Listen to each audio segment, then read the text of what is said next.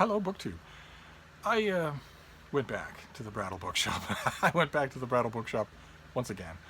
Those of you who are new to the channel, quite a few of you new to the channel, we are on our way to 7.3. So we got to 7.2 just a few days ago. The Brattle Bookshop is a used bookstore here in Boston. They are really, really, really good. They are tremendously active in their book acquisition. So unlike maybe a lot of the used bookstores that you know, a lot of the used bookstores that I have known in my life, the Brattle is known for its consistent daily turnover. You will see something new every day there. The shop is crammed with books, all reasonably priced, and all changing all the time. And there's also a gigantic sale lot next door. It's not just one or two carts, one or two bookcases. It's cart after cart after thousands of sale books. And I am a denizen of those carts. I love going out and just losing myself in the books. And I haven't been able to do that for a long time. The Brattle was closed because of the pandemic. They've recently reopened with, you know, the usual health protocols, and that seems to be working just fine. You know, don't congregate, don't stand near cheek to jowl with another customer for too long. Wear a mask. Be kind. Be courteous to each other, as the Brattle has stressed in their various social media. Nerves afraid. Take that into account. Their approach to reopening the shop has been the latest in an unbroken string for a very long time. The Brattle treating its customers like adults.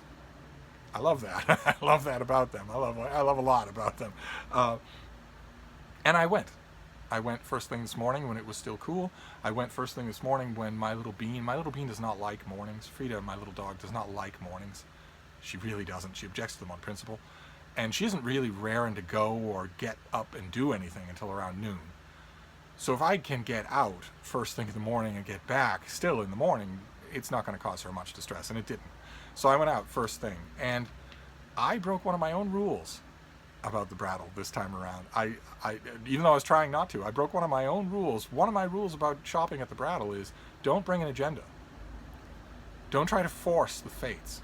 Or not only will you not find what you're looking for, you won't find anything at the carts outside. The carts outside are not organized in any way except by price. And the thing that prompted me to go to the Brattle today is that they announced on Twitter that they have resumed $1, $3, and $5 bargain carts. At first, when they reopened the sale lot, it was all $5 carts. But they have resumed the various prices. It doesn't really matter. $5 is still cheap for a book, especially since they don't put junk out there. They put really, most of the time, really good books out there. But that was my prompting for going. But one of the rules that I always have is don't do that. Don't bring an agenda to the outside sale carts. Instead, go with the flow. Go with the flow of karma, of what the books are suggesting to you. So you show up free of preconceptions, and you start to see one after another, let's say, work of contemporary fiction that you have been meaning to get to, or that you loved and want to reread. And you're not finding just one or two of those, you're finding 6 or 7 of those. Okay, there you go. The carts are suggesting what you should do. But I guess I'm a little out of practice, because I went to the Brattle first thing wanting biographies, big fat biographies. And it wasn't until I was right at the carts that I realized, no, you have to banish that from your mind. You cannot be thinking that way. Banish it from your mind. So I did. I banished it from my mind and just browsed the carts in a kind of Tibetan serenity to see what they offered. And they offered a lot. So I have books I want to show you. And the first block of books that I want to show you involves the gays. The gays find me fascinating. They always have. It's a burden that I bear. and the first 2 books that I found, they're in ratty shape, but that's okay. I will read them. I'm not going to try and preserve them in any case. I will read them and then just throw them out. Because they're so ratty that I don't think they'll last much longer than one reading. But these are Gordon Merrick, who readers of gay fiction may know his name. He wrote books, sudsy gay romance novels that read as if gay men have always been just a completely accepted part of society. They read as if there were no Stonewall riots, no anti-sodomy laws, no nothing like that. They read from an alternate timeline, and that makes them amazing. When did these come out? Yeah, the 1970s. I've always found them kind of amazing. It's as if second tier Henry James had been willing to write gay erotica. So it's not just erotica; it's also very good, often textured views of society, of the different countries where these things take place. The characters that are drawn are usually very good. And Gordon Merrick, he wrote a whole bunch of novels, and for a string in the 70s and early 80s, these novels all had very distinct covers. They had very distinct covers. I found two of those. I found The Quirk. That is the front cover. There is the back cover, so that it forms a kind of picture. And this is, as you can tell from right there, this is a novel set in Paris about an artist who has his world turned upside down. Is that the Eiffel Tower? Yes, it's the Eiffel Tower out the window, in case to leave nothing to chance. As you can see, this has seen better days. This is in rough shape. I'm not going to waste a whole lot of energy trying to save it. Even though I don't have the Quirk, I've had a copy of this book in this paperback. I would never get this in any other format than this. I've had a copy of this many, many times. I always give these things away. I no sooner mention them to one of the gays than they want a copy, because they've never encountered Gordon Merrick before. And they're never going to find them. Most people don't have access to a really great used bookstore. So I just send them. As far as I know, Gordon Merrick is not in print at the moment.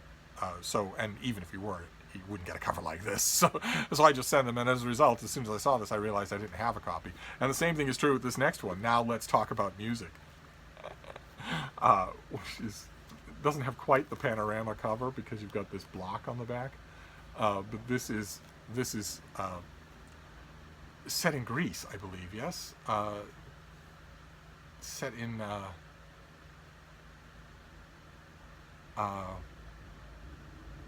It's mostly set on a yacht called the Hephaestion, but I believe it's set in Greece. But one way or another, this is another example. See, this thing is just falling apart. So it'll be good for a read. I haven't reread this in forever and ever. And this is, again, it's about a Vietnam vet who discovers aspects of himself that he wasn't aware of when he encounters a hyper-rich set of debauched aristocrats. One in particular, who he thinks he might be able to save, who he thinks his love might be able to save. And these things are just two. Of course, Gordon Merrick is most famous for a series of novels about two young men who meet as undergraduates in the early 20th century and live together and love each other through it all. And that series starts out with a novel called The Lord Won't Mind, which is by turns touching and funny. And the funny part's usually not intentionally, but nevertheless, I think I'm characterizing Gordon Merrick wrong. You will not be laughing at him at all, a little bit, because of the Baroque silliness of some of this stuff. But that was true of Jacqueline Suzanne and Jackie Collins too at the time. Really, you'll be laughing with him, because this is a sun-drenched world in which these characters face all kinds of emotional conflicts, but not the kinds that were facing actual gay men in the 70s. It's an alternate world in which you're reading full-throated, no pun intended, big, lavishly written gay romances as if they were the most natural thing in the world. There's nothing furtive or trenchcoat about Gordon Merrick's fiction. That's the amazing thing about it, is that there's nothing self-hating anywhere in it. And that isn't true for most gay fiction, and especially pre-Stonewall gay fiction. And talking of pre-Stonewall gay fiction and self-loathing and various amounts of literary quality, I also found this, an anthology, the Penguin Book of International Gay Writing, edited by Mark Mitchell with an introduction by David Levitt, and with a cover of two sailors on leave in Florida in the 1960s. And this goes all the way back to Plato and Petronius, and comes all the way forward to the modern day, and touches on everything. Saikaku's book, The Great Mirror of Male Love, is excerpted in here. Benvenuto Cellini, his autobiography, is excerpted in here, and a whole bunch of other stuff. In really, really good ways. This is a really good example of an anthology that is wisely curated, the word we use now, curated, wisely chosen by Mark Mitchell. Mark Mitchell did the Penguin Book of Gay Short Stories, the not international, just he edited a different big Penguin anthology that's really good. I go back to it all the time, and I didn't have this. I've had this one time or another in my life, but I don't have a copy now. I didn't have a copy now, so I saw it. I knew that right away, and that holds true for a lot of things here. Like this next one, I had a copy of this when it first came out. I believe, let me see the date on this thing. I believe I was sent a copy of this. Yeah, 2010. I was sent a copy of this from the publisher. I don't know why I got rid of it. I really don't, but I checked. This is not my copy. Somebody else got rid of it. This is the Library of America, and this is not the Library of America. Those of you who are maybe familiar with them, they're famous for a uniform look. Black dust jackets with a red, white, and blue banner across the middle, and the author's name in white script. But every once in a while, Library of America would deviate from that and make something look really original. And this is an anthology volume that does that. This is the American Stage. This is an anthology of writing about American theater, going back 250 years and encompassing everybody. Walter Kerr is in here. Frank Rich, of course, is in here. But lots and lots of other people, too. Elizabeth Hardwick is in here. Mary McCarthy is in here. A whole bunch of other people, going back to Washington Irving. And I loved this anthology. Absolutely loved it. It's the classic Library of America production value. So you've got sewn binding. You've got built-in bookmark, acid-free white pages, and just really well-done job on a subject that absolutely interests me. I have read a lot of these authors, their own books, not excerpts. So I saw it and I had a horrible moment of just thinking, good, why did you ever get rid of that? So I grabbed it. And this next one is, this will also be a reread, but this is one of those nonfiction works that really it's grown on me over time. In my mind, I keep reflecting on it, and things that unpredictably remind me of it in ways that would probably have prompted me to buy the next copy that I saw at a used bookstore, and this happened to be that. This is Paul Elie, and this is The Life You Save May Be Your Own. Beautiful cover, beautiful. And this is it's a 4-part nonfiction drama about 4 different famous Catholics. The great spiritual writer Thomas Merton, the great novelist and short story writer Flannery O'Connor, the great Catholic activist Dorothy Day, and the second-rate novelist Walker Percy. And that's just the bare bones of what this author does with those 4 characters. It's amazing. An amazingly heartfelt and wandering book that just casts incredible insights just like seeds into the air. I read it and didn't know what to make of it when it first came out, which was in the 1990s, I believe. When did this first come out? 2003. Good Lord. When I was well and truly back in the game. Oh no, I wasn't. I wasn't back in the game. I read this and didn't know what to make of it, and now I think about it a lot. I've thought about it a lot in the last 10 years, and it's one of those books where I look at it and think, boy, if I had been in the game, in the reviewing game, I would have begged and pleaded to review this for somebody, because it's just a weird and enlightening book. I'm not doing a good job of describing it, but I can't wait to reread it. I haven't read it since I first read it. Can't wait to go at it again. Especially since in the last year I read a great biography of Dorothy Day that reminded me a lot of how fascinating and tragic a character she is. Her parts will be even more interesting to me, and the Walker Percy parts in this book, when I first read it, prompted me to go out and read some of his fiction. I won't make that mistake again. He's well-intentioned, but they're not anything to write home about. And then this next one, another perfect example of something where I saw it and immediately realized, oh my God, I don't currently have a copy of that book. It sold 1 million copies. I was a big fan. I loved it when it first came out. This definitely came out when I was not reviewing books. This came out in 1994. And it's not going to need any introduction from me. It's The Alienist by Caleb Carr. A nice deckle-edge hardcover. It pulls the same, like with the Gordon Merrick books, this is a beautiful choice of a cover. The cover does a lot of work that you don't expect it to. You look at the cover and you see this, a blurry figure in an old photograph. You'd think, okay, Steve rails against old sepia tone photographs being the covers of books all the time. Why would he like this? The reason why is because that's the original cover. See what's happening there? The person is not drawing any of your attention in the photograph. And then it does. But it's been there right along. It's been there the whole time. It's not sinister in the photograph, but it's very sinister in the detail.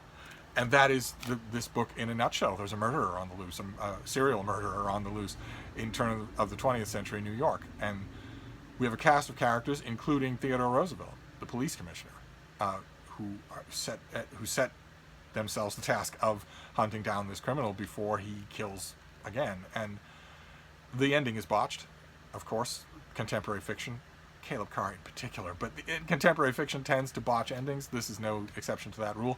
But most of the book, 99% of the book, is tremendously effective. A novel to keep. And yet I hadn't kept it. Every time I have a copy, I get rid of it. I sell it. I send it to somebody. On this channel, I believe. A couple of years ago, I hauled a UK trade paperback of this and described it on my channel, said that I really loved it.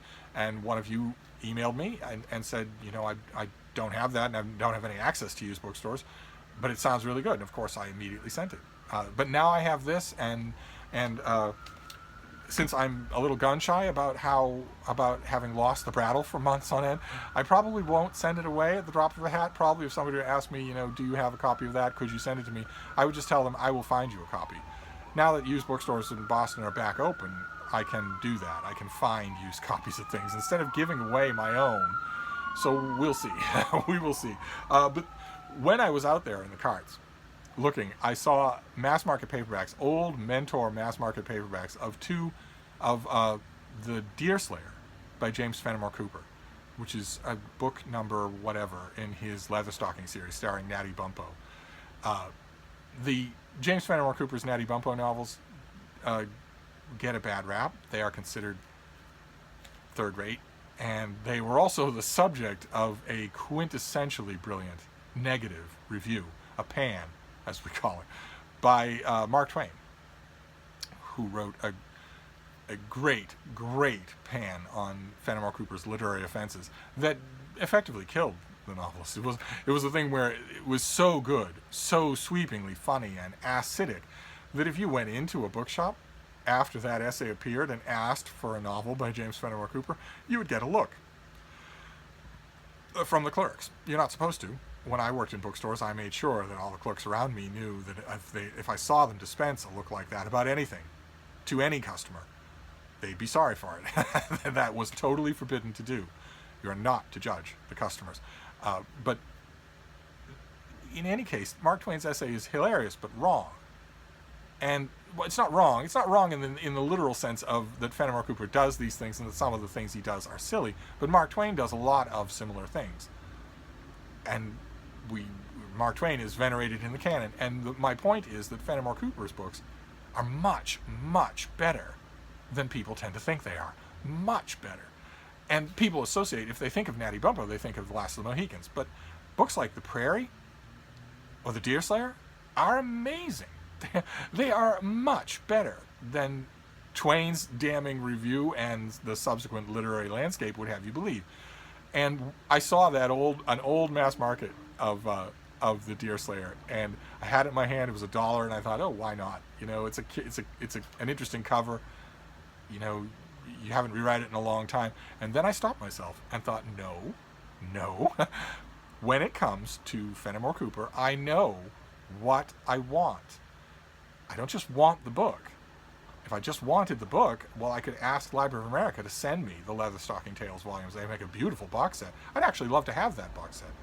But when it comes to buying a book off a cart, I know what I want. I want the Scribner Illustrated Classic Edition of Fenimore Cooper that has the artwork by N.C. Wyeth. That's what I want for Last of the Mohicans, for The Deerslayer, for The Prairie, for all of it. And sure enough, there we go. The Deerslayer by James Fenimore Cooper. This is the version of this book that I want. And this has Wyeth's paintings, which are so lovely, just so lovely. And this is another perfect example of every time I get a copy of this, I give it away. And I don't want to do that. I don't want to do that at all. I'm going to hold on to this one. So I now have The Last of the Mohicans and The Deerslayer, and I believe that's it.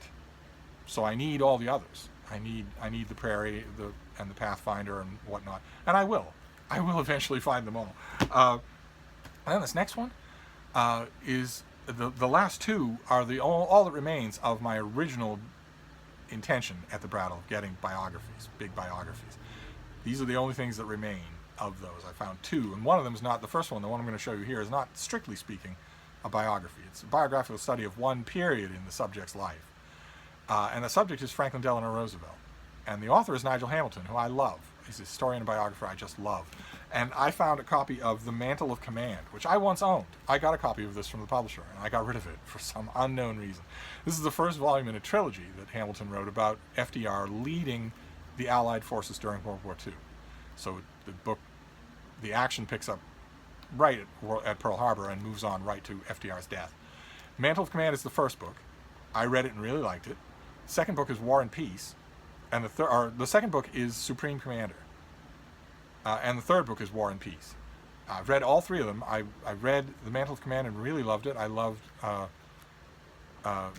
Supreme Commander and really loved it. I loved War and Peace and reviewed it, but I didn't keep the first two volumes, and that just kills me. So I have now volume 1, The Mantle of Command, and now I just need the middle volume. I need Commander-in-Chief, or Supreme Commander, whatever the middle volume is called. And I'm hoping that one of you will be able to go to a library book sale this weekend and find a copy in hardcover with a dust jacket of the middle copy of this series and send it to me. That's what I'm hoping will happen. I originally was going to just bite the bullet and get a box set of the whole trilogy from Barnes & Noble. But why, when I already have the third book? I would end up with a double of the third book just for a box. I don't want to do that. So what I need now is the second volume in this series. And one of you will find me that volume and then let me know and mail it to me, or I will destroy you. Okay? I will destroy you if you don't do that. Now, I know all you Weisenhowers are going to say, but Steve, every time you say you're going to destroy somebody, it ends up benefiting them. How many times you've said you're going to destroy Jason Harrigan from Byways and Brooklyn? You've told us that you've started petitions after petition to get him ousted, feet first, off BookTube. And every time you do that, we rush over to his channel and subscribe. To which I say, zip it. Okay? I want volume 2 of this series, and I don't want to have to fish around for it online. So, one of you has to go to a library book sale and find it. Okay? Great. But in the meantime, I'm really going to enjoy rereading it. I was resistant at first because Hamilton's claims are rather big at the beginning of this series. He says not only has FDR not been given the credit that he deserves as a strategist and tactician with very little in the way of formal training. His stint in the Navy had been, at Naval Command, had been very much a desk job. But he overruled his generals. He was advised by everybody under the sun to put the war in command of George Marshall. And he said, no, I want it in my command. My generals and admirals can answer to me, but I will make the decisions, and the decisions will be final. And Hamilton points out at the beginning of the first book that it wasn't egotism that made FDR think that way. It was practicality. He had seen how many of the judgment calls and the pieces of allegedly sage advice that his generals and admirals had given them hadn't been true in the last few years. He had reason to doubt that they knew any more than he did about how to defeat the Axis powers. I remember reading that for the first time and thinking, what a remarkable claim. No one's ever said that about FDR before, and the series, the trilogy, really bears it out. It's also fantastic writing. Nigel Hamilton just can do no wrong when it comes to writing. So now I need the middle volume. Okay? I need the middle volume. And then the last book that we got here, this is a classic. I saw it and immediately realized that I didn't have a copy, and that's not good. This is Maynard Mack. This is his great biography of Alexander Pope. Great, big, thick thing, heavy hardcover. This has lots of reviews that somebody like me has carefully cut out and saved to go along with the book. That's fine by me. And I don't want, when somebody does that, that's the book I want to own. If I had seen a copy of this that didn't have that and a copy that did, I'd grab the one that did, because I don't want that ending up in a dumpster. I can give this a few more years of having the right kind of collection, the right kind of reader. So I will reread chunks of this today. along with chunks of Mantle of Command. That's why these Brattle sales, that's why I give so few books in my Friday reads, because a lot of this is going to go on Friday reads as well. I'm sure I'm going to end up reading a ton of stories from the International Book of Gay Fiction. I'm going to read a ton of entries in the American Stage. And probably, I tell myself that I'll read a bit of the Mantle of Command, but I'll probably read the whole thing. So that was my trip to the Brattle. We have Maynard Mack's biography of Alexander Pope, the final word on the subject. We have The Mantle of Command, the book 1 in Nigel Hamilton's trilogy about FDR at war. We have the Penguin Book of International Gay Writing. All sorts of names in there, all sorts. We have The Deerslayer in the old Scribner Illustrated edition. Let's see here. We have The Alienist, classic novel that everybody's read. We have The Life You Save May Be Your Own, a study of 4 incredible, influential American Catholics. We have The American Stage, a Library of America volume that I have no idea why I ever gave up. And finally, 2 novels by the irrepressible Gordon Merritt, The Quirk, and Now Let's Talk About Music. So the usual amount of variety for the Brattle, and that's fine by me. I don't think I'll be going back tomorrow. I think I will wait until next week to go back to the Brattle. But when I do, whenever I do, you'll be the first to know. I'll take you with me. I didn't literally take you with me today because I didn't bring my camera. I didn't bring my phone. But I usually do. So next time I go, we'll make a hootenanny out of it. So I'm going to wrap this up for now, but I'll be back. Thank you, BookTube.